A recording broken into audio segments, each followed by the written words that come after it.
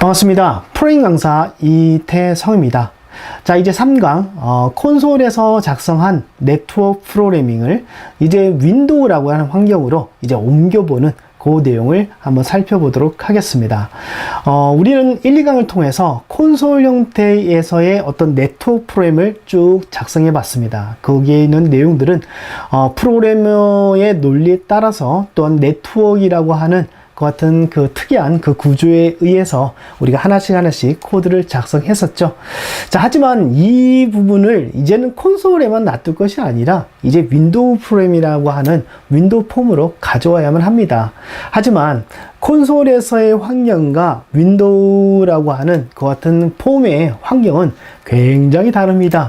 자, 그렇기 때문에 이미 여러분들이 1, 2강을 통해서 네트워크 프로그램에 대한 기본 뼈대는 우리가 다 봤기 때문에 이 부분들을 이제 윈도우 프로그램으로 어떻게 우리가 이식을 시킬 수 있는지, 포팅 시킬 수 있는지 그 부분을 좀 살펴본다고 하면은 윈도우 프로그래밍에 대한 어떤 부담감이라든가 또는 어떻습니까, 방향을 몰라서 우왕좌왕하는 이런 부분들이 줄어들지 않을까 저는 생각을 합니다. 자, 그러면은 콘솔 코드, 여러분들의 그 콘솔에 작성했던 그 코드를 펴놓으셔도 상관이 없습니다. 자, 펴놓으시고 그 다음에 윈도우 코드로 어떻게 또 변환되는지, 또 강사는 이렇게 얘기하는데 나는 또 이렇게 해보는 것도 괜찮을 것 같아, 이런 것들도 한번 비교를 해 보시면서 같이 봤으면 좋겠습니다. 자, 그러면 목차는요, 요 세 가지로 저는 이렇게 나눠 봤습니다. 먼저 서버가 있어야 되겠죠. 그래서 우리는 콘솔 형태에서 뭐 서버에 대한 부분들, 그다음에 클라이언트에 대한 부분들 다 작성을 했습니다. 그래서 여러분들은 서버 코드를 콘솔 환경에서 작성한 서버 코드를 여러분 펴놓으셔도 좋습니다. 그래서 서버 코드를 펴놓으시고요. 그래서 윈도우 서버로 어떻게 옮겨지는지, 또는 클라이언트를 윈도우 코드로 어떻게 옮겨지는지. 근데 이제 이것을 하다 보면은 문제점이 도출됩니다. 그래서 요 문제점이 도출되는데, 요 문제점을 어떻게 해결할 수 있는지, 그 다음에 그 해결을 했을 때 어떤 변화가 있게 되는지, 그런 부분들을 같이 한번 보려고 합니다. 자, 그 다음에 요거 진행하시면서요, 또 여러분들 나름대로의 생각이 있으시다고 하면은 요 본 내용에다가 여러분들의 생각을 덧대어서 여러분들이 또 업그레이드 된 그런 프로그램을 만드셔도 무방합니다. 저희가 지향하는 것이 이 본 강의의 내용들을 기본으로 해서 거기에다가 덧대어서 여러분들만의 그런 프로그래밍을 한 단계씩 해나가는 것을 사실은 이 강의 안에서도 지향하는 바 중에 하나이죠. 그래서 그런 부분들을 생각하시면서 같이 따라갔으면 좋겠습니다. 자, 그러면 먼저 요것을 넘어가기 전에 좋아요, 그 다음에 구독 아시죠? 그거 해주시고, 또 뭐 옆 사람이라든가 뭐 페북이라든가 페북 친구들 좀 소개도 좀 해주신다고 하면은 저에게 더 큰 힘이 되지 않을까 저는 생각을 합니다. 네, 구독 좋습니다. 자, 그러면 먼저 콘솔 서버 코드를 윈도우 서버 코드로 옮기는 요 부분을 보도록 하겠습니다. 자, 먼저 폼 디자인은 코드 설계이다 라는 이런 제목을 가지고 있는데요, 이것은 굉장히 중요하다고 저는 생각을 합니다.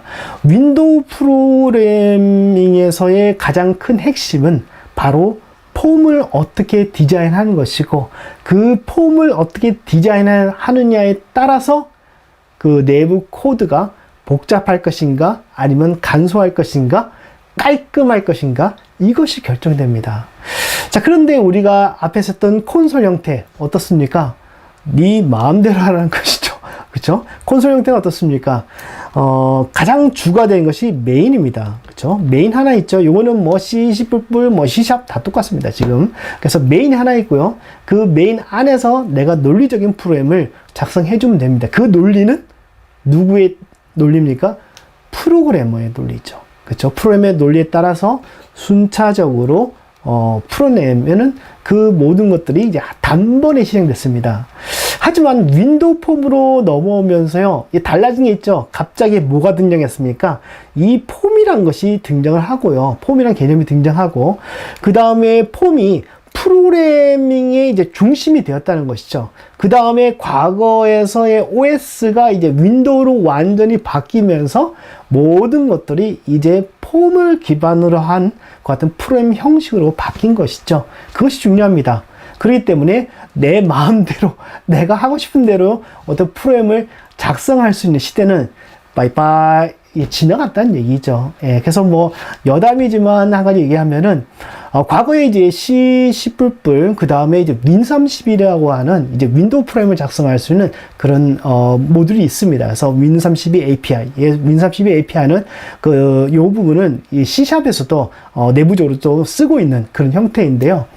자, C와 C++에 자유롭게 작성하시던 분들이 갑자기 윈31을 만나서 윈도우 프로그래밍이라고 하는 그 구조 안에서 프로그램을 작성해야 될 그런 때가 왔습니다. 저 대세는 윈도우로 넘어갔고요. 근데 거기에 그 분의 어떤 부분이 있었냐면요.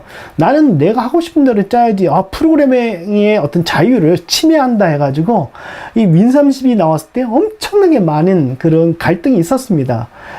그런데 어떻습니까? 지금은 윈도우로 다 넘어갔죠. 그래서 그 갈등에서 서서 만약에 넘어오지 못한 프로그래머들은 이제 다 사라졌다고 봐야 되겠죠. 하고 이제 대세인 윈도우 프로그래머 넘어온 분들이 이제 살아남아 가고 있습니다. 저도 거기에 중간에 있었고요. 거기에서 넘어올 때 굉장히 힘들었습니다. 사실은요. 예. 자, 그래서 폼 디자인은 코드 설계이다라고 했을 때 우리는 이 두 가지를 한번 생각해 볼 필요가 있습니다. 첫 번째는 뭐냐면 콘솔용 프로그램의 특징입니다. 콘솔용 프로그램의 특징은 방금 제가 말씀드렸듯이 네 마음대로 해라. 하지만 뭐다? 그 논리는 순차적으로 실행되고 그 논리는 네가 만들어라 라는 얘기죠. 단 뭡니까? 난 메인만 줄게. 네 프로그램 시작할 것만 줄게. 뭐 이런 식이었습니다. 그래서 굉장히 자유로움이 있었지만 윈도우 프로그래밍에 이제 들어가게 되면은 뭡니까? 이벤트라는 것이 이제 발생하죠. 그래서 이 이벤트의 핵심은 어디에서 뭐가 전달됩니까? 운영체제라고 하는 OS로부터 사용자에 대한 어떤 입력이라든가 마우스 클릭이라든가 이런 모든 것들이 이제 메시지라고 하는 형태로 이제 제공이 되죠. 그 메시지에 따른 이벤트가 있고요. 그 다음에 그 이벤트 함수가 이제 있어서 거기에 따라서 적절하게 그 실행이 되거나 또는 그 부분이 이제 어떤 뭐 처리를 하게 되는 그런 형태로 진행을 하게 됩니다. 그래서 이벤트에 따른 반응 논리라고 볼 수 있죠. 그래서 사용자가 버튼을 클릭하게 되면 버튼 클릭한 이벤트가 발생하고요. 그 이벤트 함수가 있고 거기에 따라서 우리가 버튼을 눌렀을 때 무엇을 보여줄 것인가, 무엇을 처리할 것인가, 그 코드가 그 이벤트 함수 안에 쭉 들어있는 것이죠. 자, 그래서 이렇습니다. 지금 여기 보면 콘솔 형태에서는 서버 이렇게 되어 있고 아무것도 안 합니다. 그죠? 우리가 작성했던 내용인데요. 서버 있고 깜빡깜빡 커서 하나 이렇게 이러고 있으면서 그냥 뭐 누가 클라이언트가 접속하면 그냥 지가 쭈르륵 실행해버리고 끝나버립니다. 그렇죠? 예, 그런 식이었죠. 물론 여기다가 뭐 그 사용자 인터페이스를 줘서 뭐 입력을 또 받을고 뭐 이런 것들을 할 수 있는데요. 우리는 그렇게 하지 않았습니다. 저 왜? 우리 마음대로 순차적인 논리에 따라서 그것을 검증해 보기 위해서 작성한 어떤 프로그래밍이었기 때문에 그런 부분들까지 필요 없었죠. 하지만 윈도우 폼이라고 하는 이런 형태로 넘어오게 되면요, 사용자로부터 입력을 받기 위해서는 이 텍스트 박스라고 하는 이것을 안 쓸 수가 없습니다. 그렇죠? 그 다음에 뭔가를 진행을 할 때는 이 버튼이란 거 이거 안 쓸 수 없습니다. 그렇죠? 예, 그래서 요런 형태에 따라서 이제 코드를 작성해 줘야 되는데, 그렇다면은 결론적으로 뭐냐면은 우리가 앞에서 1, 2강을 통해서 작성한 이 순차적인 논리를 이제 어떻게 됩니까? 윈도우 프로그래밍 구조에 맞추기 위해서 우리가 어떻게 되는 건 어떻게 해야 됩니까? 갈기갈기 찢어야 되겠죠. 그렇죠? 논리를 갈기갈기 찢 때 그 찢은 논리가 지금 콘솔 형태나 윈도우 형태나 동일하게 돌아가야 된다는 것이 우리가 해야 될 것 같은 일 중에 하나입니다. 그래서 지금 그것을 해보자는 얘기죠. 예. 자, 그 다음에 우리가 프로그램을 작성할 때, 특히나 이 폼을 디자인을 할 때 가장 제가 말씀드린 것 중에서 중요한 것은 뭐냐면 폼 디자인, 특히 폼 디자인의 위에는 이 현재 이런 컨트롤들이 이제 올라서게 됩니다. 그렇죠? 그러면 이 컨트롤들이 올라서게 되면은 이 컨트롤에 관련된 프로그램을 해줘야만 합니다. 그렇죠? 해줘야 되겠죠. 그렇게 되면은 그 해준다는 것 자체가 프로그래머 입장에서는 어떻습니까? 코드량이 늘어나는 것이겠죠. 예, 그러면 코드량이 늘어나면은 그만큼의 우리의 힘도 사실은 안 된다고는 할 수는 없습니다. 예, 그래서 이것은 뭐 생산성이라고 뭐 얘기도 하고 뭐 여러 가지 얘기를 하는데요. 그래서 지금과 같은 어떤 테스트를 이제 하는 경우에는 그렇죠. 이렇게 아주 스몰 사이즈, 그렇죠. 간단한 형태의 디자인을 통해서 우리가 하도록 하는 것이 좋고요.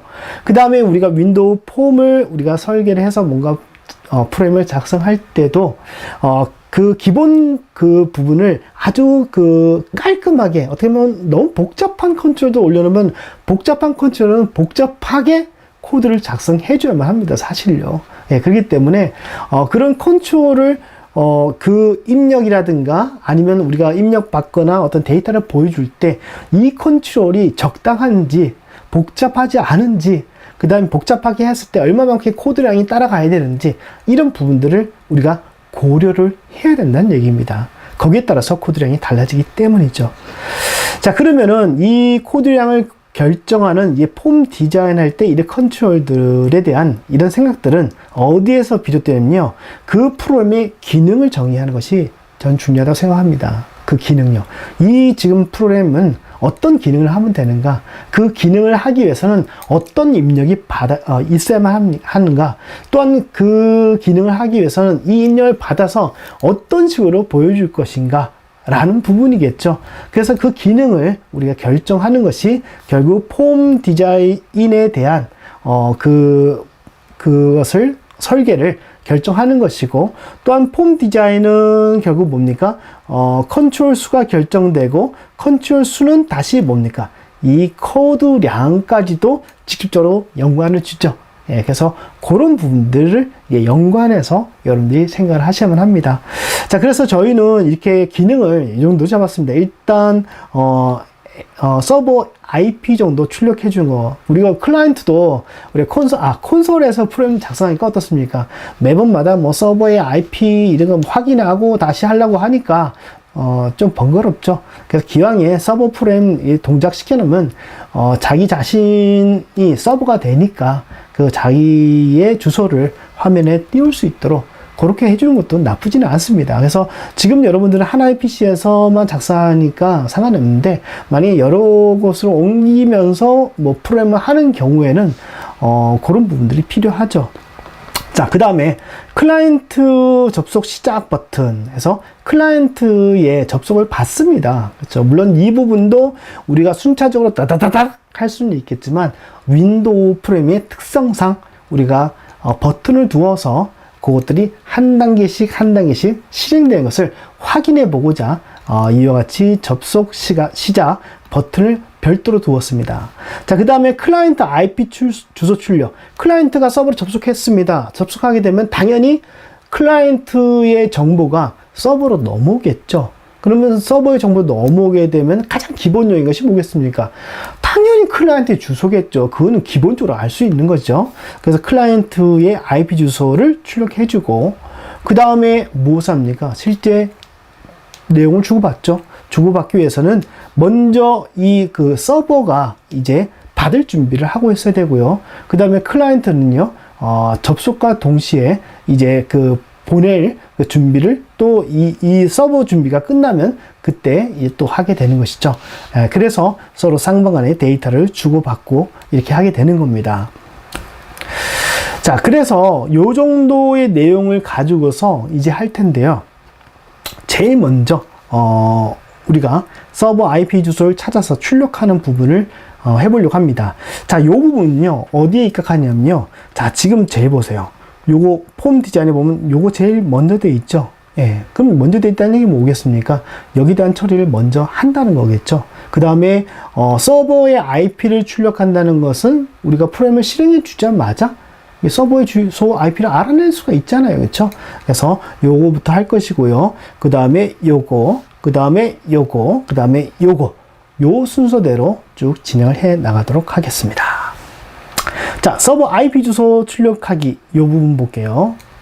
자, 서버 IP 주소를 출력하기 위해서는 제일 먼저 그 컴퓨터의 호스트명, 즉 컴퓨터명을 알아내야지만 우리가 IP 주소를 알아낼 수가 있습니다. 그래서 이것은 뭐라고 할까요?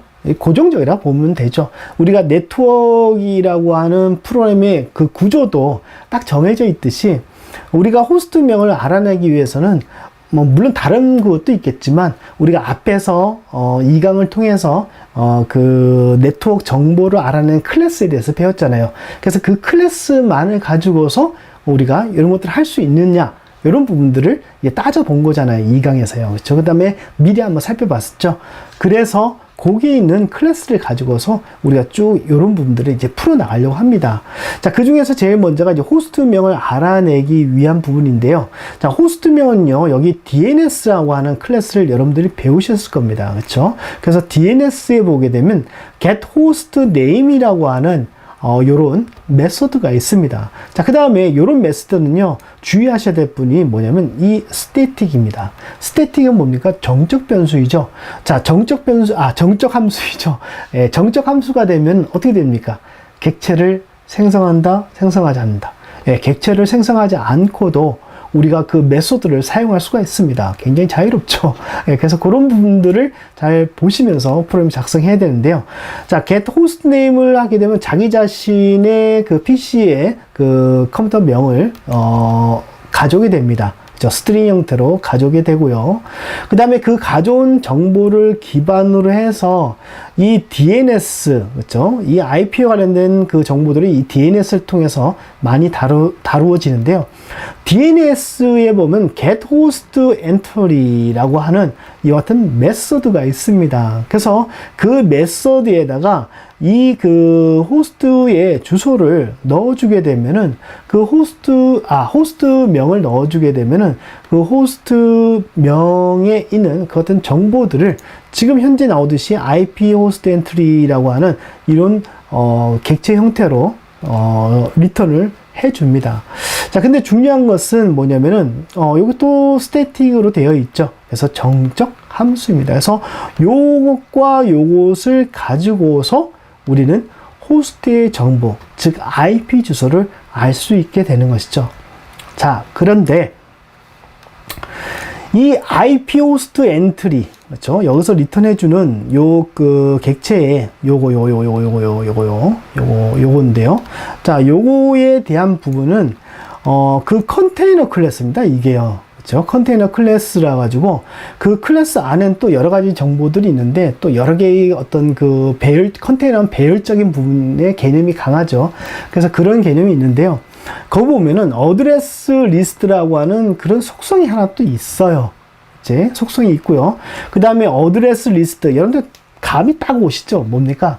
어드레스 리스트. 아, 주소에 대한 형식이구나 라는 것을 알 수 있고, 주소를 여러 개를 가지고 있네. 어떤 주소가 있길래 여러 가지를 가질 수 있을까? 라는 부분들을 한번 생각해 볼 수도 있죠. 그래서 보면은 이 어레이 리스트라고 하는 속성 안에서 이 그 리턴되는 타입이 이런 배열 형태를 취하고 있습니다. 그렇죠? 다수의 IP 주소를 가지고 있죠. 그래서 이 IP 주소를 또 다르게 가지고 있다는 것이 아니라 IP에 대한 어떤 정보들이 우리가 쓰고 있는 IPv4, 그렇죠? 일반적으로 쓰죠. 그 다음에 IPv6까지의 정보들도 포함되어 있습니다. 이것이요. 그렇기 때문에 이 어레이 리스트를 통해서 예를 들어서 제일 첫 번째 게 IP 어드레스가 아닐까 하고 딱 뽑아낼 수도 있겠지만 그렇지 않을 때도 있습니다. 네, 그렇기 때문에 우리는 이 어드레스 리스트에서 우리가 원하는 IPv4의 주소 지정 방식, 현재까지는 지금 이것을 쓰고 있죠. 앞으로 이제 IoT라고 하는 이런 부분들이 더 이제 각광을 더 이제 보편화되고, 그 다음에 이제 스마트카라든가 이런 것들이 이제 보편화되게 되면 각각의 제 생각인데요. 진짜 그 자동차마다 아니면 물건마다 전부 다 IP 주소가 좀 다 부여가 될 겁니다. 그러면은 지금 현재 쓰고 있는 IPv4는 굉장히 이제 모자라게 되겠죠. 그래서 그 대안으로 IPv6가 지금 현재 있습니다. 있는데요. 그렇게 되면 이제 IPv6가 이제 더 많이 쓰여지게는 그런 이제 주소 체계가 이제 될 겁니다. 하지만 현재는 요겁니다. 근데 요거든 우린 다 이제 걸러낼 수가 있습니다. 요 강의를 들으시면 됩니다. 자, 그래서 이 어드레스 리스트 안에 들어있는데요. 그럼 어드레스 리스트에서 걸러내는 방법으로 제공하는 것은 뭐냐면은 이 각각의 이 주소에 대해서 열거형 값으로 구분할 수 있도록 그 내용을 만들어 놨습니다. 그래서 어드레스 패밀리 인터 네트워크이라고 하는 열거 값을 가지고서 요 열거 값이 어드레스 리스트의 어드레스 패밀리하고 값을 조사를 해봤을 때, 요런 열거 값이 있다라고 하면 이것은 뭡니까? IPv4라는 것을 우리가 알 수 있도록 이렇게 되어 있습니다. 그래서 지금 제가 쭉 설명을 드렸던 내용인데요. 일단 호스트명을 알아내고, 그 다음에 정보를 가져왔는데, 정보의 내용 안에는 여러 개의 정보가 있더라. 그래서 그 정보들을 가지고서 걸러내는데, 무엇을 걸러낸다? 열거형 값을 걸러내더라. 한 얘기입니다. 자, 그리고 요것은 하나의 고정된 같은 주소, 서버의 IP를 알아내기 위한 고정적인 코드라고 볼 수가 있는데요. 요것을 보면서 여러분들도 한번 생각해 볼 것은 뭐냐면, 뭔가를 걸러낼 때, 그렇죠? 걸러낼 때, 이제, 열거형 값을 이용할 수가 있겠구나라는 것을 여러분들 생각하셔야만 합니다. 그래서 이제는 우리가 클래스를 기존에 있는 것을 사용만 하는 어떤 프로그래머에서 이제 조금 여러분들이 지나시면은 이제 클래스를 만드시게 될 겁니다. 클래스를 만들 때 이런 값들이 어떤 값이다라는 것을 명시하기 위해서 우리는 무엇을 디자인해 줄 수 있다?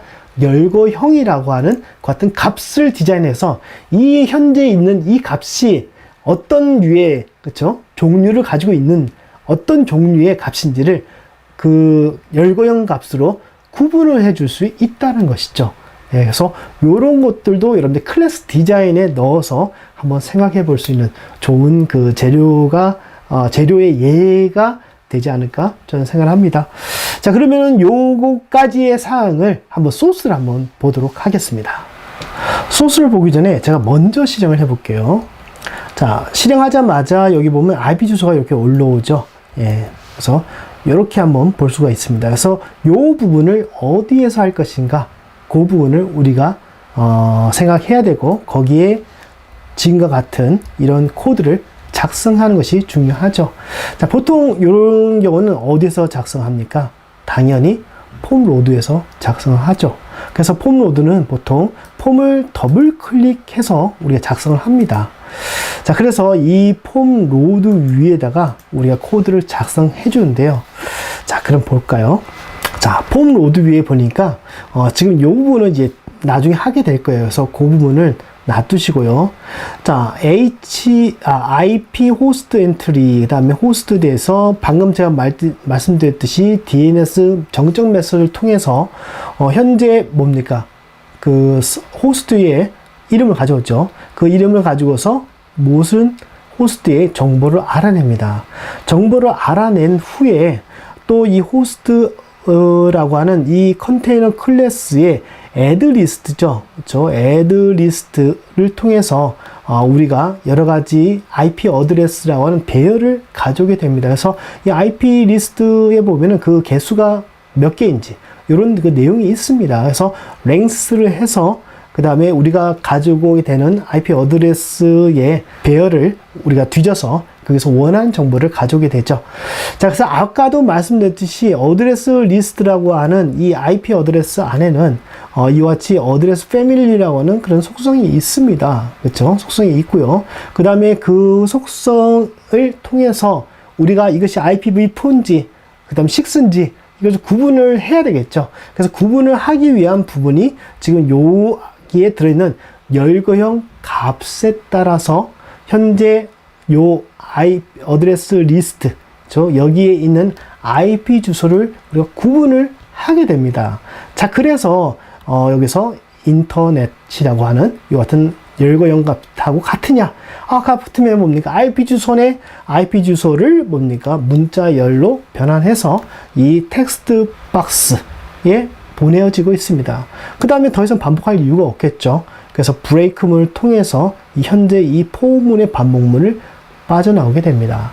자, 이 방법 외에도요, 또 하나 더 방법이 있는데요. 그 방법은, 이제 그 API를 더 이상 사용하지 않는다고, 그 다음에 그 MSDN에서 이미 딱 내용이 나와 있습니다. 그래서 나오지 않고 요 코드를 추천을 해줘서, MSDN에서 추천하는 그 코드를 가지고서 지금 여러분들한테 설명을 드린 겁니다. 그래서 만약에 여러분들이 IP 주소, 물론 클라이언트든 뭐 서버든 상관없습니다. IP 주소를 알고 싶을 때는 요 코드를 사용하면은 간단하게 IP 주소를 알아낼 수 있다는 거 여러분들 기억을 하시면 되겠습니다. 두 번째, TCP 리스너를 적용해 보겠습니다. 자, 서버와 클라이언트의 가장 큰 차이점은 바로 TCP 리스너의 있고 없고에 따라서 서버냐, 클라이언트냐 이렇게 우리가 구분할 수 있죠. 물론 서버는 서버 나름대로의 역할이 있고 클라이언트는 클라이언트의 나름대로의 역할이 있기 때문에 우리가 구분을 할 수 있지만 또 클라이언트에 없는 게 서버에 있으면은 당연히 그 서버에 해당 그 구분하기 위해서는 당연히 그 부분이 이제 구분할 수 있는 그 요건으로 들어가겠죠. 그래서 그 중 하나가 바로 TCP 리스너입니다. TCP 리스너의 어떤 기능적인 부분들을 우리가 조금 정리를 한다면 TCP 리스너는 먼저 TCP 클라이언트를 생성하는 역할도 하죠. 또한 클라이언트의 연결을 또한 어떻게 합니까? 대기하기도 합니다. 그렇죠? 대기를 해서 또 TCP 클라이언트를 생성하고 또 클라이언트를 통해서 이제 연결된 상태에서 데이터를 주고받을 수 있는 그런 모든 부분들을 관할하는 것이 이제 TCP 리스너의 역할이었죠. 자, 그래서 TCP 리스너를 우리가 콘솔이 아닌 윈도우 폼으로 가져올 때 어디다가 우리가 적절하게 코드를 작성해 줘야 되는가, 그 부분을 보면서 또 차이점을 우리가 한번 생각해 보도록 하겠습니다. 자, 콘솔에서의 TCP 리스너 생성 코드하고 윈도우 TCP 리스너의 생성 코드, 이 두 가지를 볼 텐데요. 콘솔은 프로그래머의 순차적인 논리에 따라 들어가기 때문에 지금과 같이 메인이 있고요. 메인이 시작점이죠. 메인이 있고요. 바로 U를 해서 생성합니다. 저는 그래서 서버는 3000으로 포트번을 줬습니다. 그 다음에 어떻게 합니까? 스타트에서 바로 리스너가 동작될 수 있는 그 같은 코드를 이렇게 작성해 줄 수 있죠. 이것이 가장 TCP 리스너를 동작하기 위한 기본 코드에 해당이 되죠. 그래서 그거는 바로 메인 밑에 씁니다. 자, 그러면은 여러분들은 이런 코드 뭡니까? 딸랑이 이 두 줄밖에 없는 코드이지만 이 코드를 여러분들은 어디다 작성하시겠습니까? 바로 메인이라는 것은 프로그램이 실행되자마자 실행되는 것. 그 부분은 바로 윈도우 폼에서 어디겠습니까? 당연히 폼 로드에 해당되겠죠. 그래서 이 부분은 우리가 앞에서 잠시 살펴보기도 했습니다. 그래서 이 폼 위에서 더블 클릭해서 들어가죠. 그래서 지금 현재 여기 나온 요 두 줄.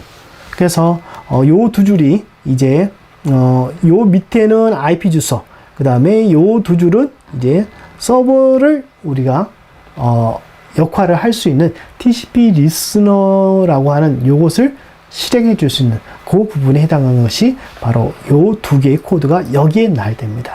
그래서 그런 부분들이 콘솔형과 윈도우 프레임의 차이점이죠. 그래서 지금 콘솔형에 있는 코드를 하나씩 빼서 윈도우를 하나씩 집어 넣고 있는 중입니다. 그래서 여러분들 정리 잘 하셔야 돼요. 자, 그 다음에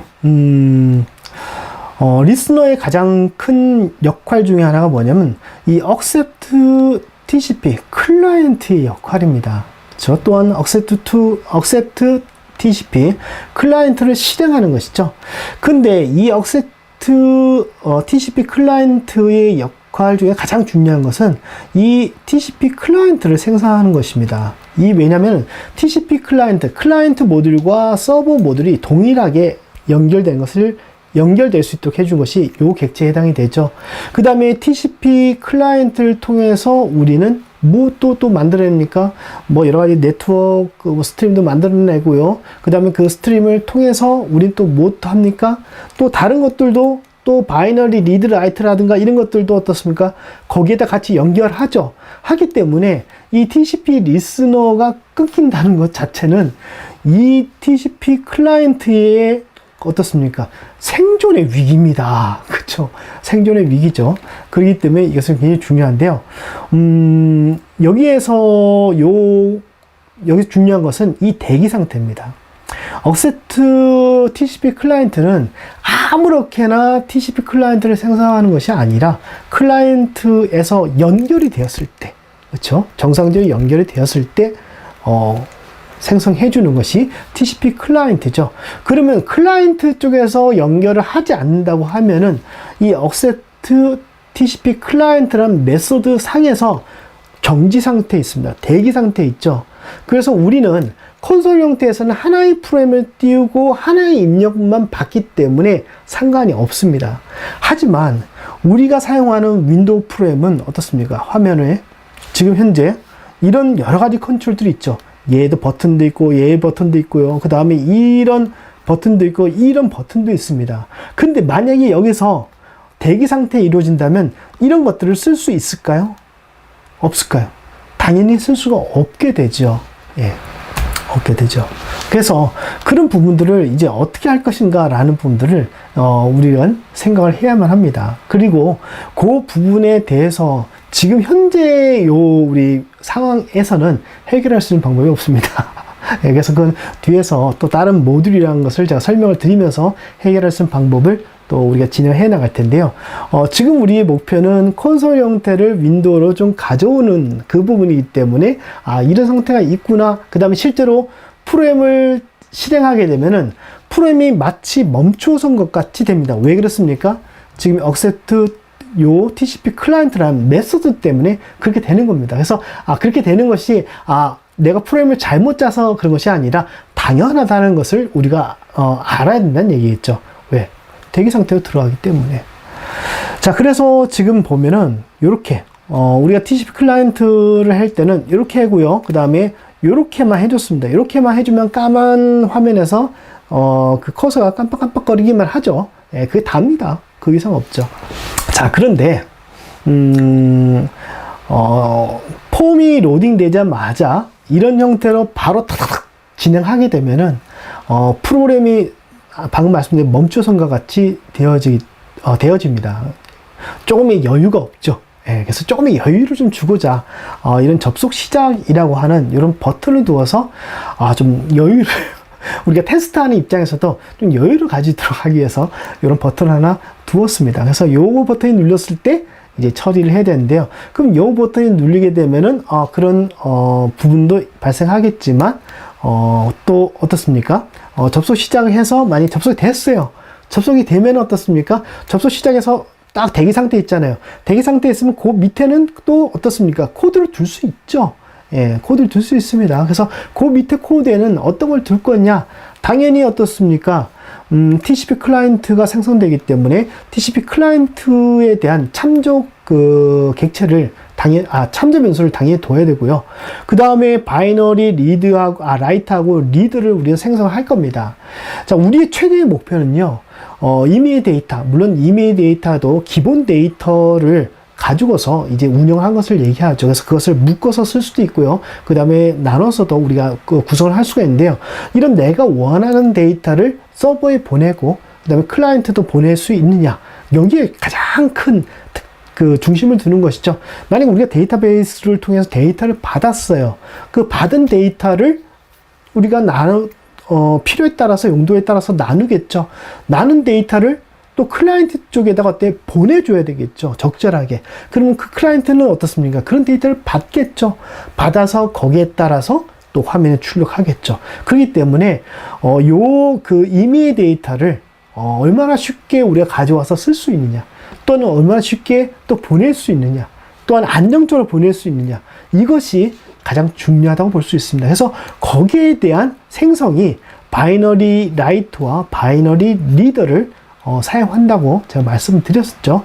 그래서 이것을 하고요. 그 다음에 TCP 클라이언트라는 것이 생성되어지게 되면 클라이언트, 그렇죠? 실제로 클라이언트로 정보들이 넘어옵니다. 그러면은 얘가 어떻습니까? 그 정보를 알 수가 있을까요? 알 수 있을까요? 알 수 없을까요? 당연히 알 수 있죠. 그렇기 때문에 접속자 IP 정도는 당연히 얻을 수가 있습니다. 또 서버는 어떻습니까? 그 정도의 정보는 수집할 수 있겠죠. 자기한테 접속해온 친구가 어떤 IP인지도 모른다. 그렇죠? 뭐 이러면 안 되겠죠. 그래서 그런 정보들을 얻는 그런 부분들이 지금 접속 시작이라고 하는 여기 안에 이제 들어가는 코드라고 볼 수가 있습니다. 그래서 비록 우리 눈에 보이는 것은 작은 버튼 정도만 해당이 되지만 그 버튼 안에는 지금 제가 설명한 이 정도의 내용을 포함하고 있고, 이 내용은 당연히 어디 있는 거다? 콘솔 형태에서 제작했던 그 내용을 찢어서 그렇죠? 찢었다 봐야 되겠죠. 찢어서 그 다음에 이 버튼이 클릭됐을 때 그것이 실행될 수 있도록 그 내용을 쫙 넣어야 된다는 얘기죠. 예. 자, 그래서 접속 시작 버튼이 클릭됐을 때 그 소스를 같이 한번 보도록 하겠습니다. 예. 그래서 쭉 보니까 접속 시작 버튼이죠. 예, 보니까 지금 TCP 리스너에서 이렇게 대기 상태로 있습니다. 그렇죠? 자, 그 다음에 여기 보시게 되면은, TCP가 연결되었느냐? 물론 뭐 연결됐겠죠. 네, 연결되었으면은, 지금 현재 나오시 요 부분이, 있죠? 요 부분이 이제 클라이언트의 IP 주소를 가져오는 부분입니다. 그래서 요것도 상당히 고정적입니다. 그렇죠? 코드가. 그래서 요 코드를 잘 알고 있으면요, 우리가 별도로 어떤 부분을 하지 않더라도 요거를 기억하고 있다 그대로 쓰셔도 무방합니다. 왜 그렇습니까? 윈도우 프로그램, 특히나 이제 네트워크 프로그램은요, 고정된 코드들이 굉장히 많이 있습니다. 그것을 어떻게 다르게 뭐 변칙적으로 쓸 수 있는 방법이 없고요. 그래서 미리 잘 소개되어 있는 그런 내용들을 적절하게 가져와서 내가 원하는 정보로 쓰는 것이 가장 중요하고, 그 다음에 이 네트워크 프로그램에서 가장 중요한 것은 이제 좀 더 자유롭게 뭔가 처리할 수 있는 부분은 데이터입니다. 그렇죠? 데이터를 주고받는 어떤 그런 부분. 물론 주고받는 것도 규격이 있습니다. 규격이 있고요. 그 다음에 그 어떤 데이터를 보낼 것인가. 그런 부분들에 있어서는 좀 더 유동적이고, 나머지 어떤 정보를 알아내거나 어떤 이런 부분에 있어서는 조금 고정적인 코드들이 굉장히 많습니다. 특히나 이제 윈도우 프로그램에 넣어보면서 그것이 굉장히 좀 심해졌다고 볼 수가 있죠. 그래서 그걸 그렇게 쓰지 않으면 안 되거나 뭐 이런 경우가 허다합니다. 그래서 요런 코드들은 잘 기억하고 있거나 아니면 메모장이라든가 어떤 따로 정리하셨다가 필요할 때마다 가져와서 쓰시는 것이 효율적입니다. 실제로 그래요. 다 기억을 못하니까. 자, 그래서 보면 클라이언트죠. 예, 클라이언트입니다. 그게 보니까 클라이언트라고 하는 요런 그 속성이 있고요. 거기 안에 들어가니까 리모트 엔드 포인트라고 하는 이와 같은 부분이 있습니다. 그래서 점점을 해서 계속 들어가면은 지금 이게 속성인지 클래스인지 잘 기억을 안 나는데, 아무튼 이런 식으로 해서 들어가게 되면은 마지막에 이렇게 리모트 엔드 포인트까지 하게 되면은 이것이 그 엔드 포인트라는 것을 리턴합니다. 그래서 엔드 포인트는요, 지금 앞에서 여기에 보시게 되면은 엔드 포인트 요거예요. 엔드 포인트 이렇게 되어 있습니다. 그래서 요 엔드 포인트를 가지고서 우리가 쓸 때는 이렇게 IP 엔드 포인트, 우리가 쓰고자 하는 것은 IP 엔드 포인트이죠. 그래서 이것을 이제 다운캐스팅을 해서 우리가 쓸 수가 있습니다. 그래서 그거는 이제 객체다 보니까 이제 이런 데이터도 다뤄야 되고 이런 데이터도 다뤄야 되니까 그것의 가장 그 윗선인, 그렇죠? 상위 클래스인 요것을 이제 리턴을 해주는 거죠. 그 다음에 리턴해서 네가 이것을 이런 식으로 쓰고 싶으면 이런 식으로 해서 캐스팅에 쓰고, 그 다음에 이런 식으로 싶으면은 그런 식으로 캐스팅에 써라 라는 형태로 이제 제공을 해주는 것이죠. 그래서 지금 현재 나오는 이런 식으로 해서 캐스팅 하고요. 거기 나오는 애들을 하니까 이제 뭡니까? 접속되어 있는 그 IP 주소죠. 그래서 그걸 toString 어쩌고 또 바꿨습니다. 그래서 텍스트 박스 여기다가 딱 출력해 줄 수 있도록 해줬고요. 접속 시작이 되면은 당연히 이게 가능하겠죠. 그렇죠? 왜 그렇습니까? TCP 클라이언트가 생성이 되었기 때문에 그 다음에 그 생성된 TCP 클라이언트를 참조를 할 수 있기 때문에 자, 그 다음에 get 스트림 가능합니다. 그 다음에 이게 네트워크 스트림이죠. 그렇죠? 네트워크 스트림입니다. 자, 네트워크 스트림을 바이너리 라이트, 바이너리 리드로 이렇게 할 수 있죠. 그래서 new를 통해서 생성했습니다. 여기까지가 접속 시작 버튼을 눌렀을 때 처리되는 그 내용을 일목요연하게 이렇게 프로그램을 작성한 겁니다. 그렇죠? 그래서 좀 시간차를 두고서 한 단계 한 단계 실행될 수 있도록 그 단계별로 나누는 형태가 바로 이런 형태이죠. 우리가 지금까지 진행해온 내용은 지금 여기까지, 그 다음에 요거, 그렇죠? 그 다음에 여기까지 내용을 진행했습니다. 그 다음에 거기 있는 내용들은 콘솔 형태에 있는 것을 골격을 그대로 가져왔고요. 그 다음에 뭐 IP를 알아내는 그런 방법들은 고정된 윈도우 프레임의 그 내용을 가져와서 폼에 맞게끔 잘 뜯어 붙였습니다. 예, 그 다음에 이제 송수신을 이제 실제로 시작하게 되는 이 부분인데요. 이 부분은 또 다음 강에서 제가 또 설명을 드리도록 하겠습니다.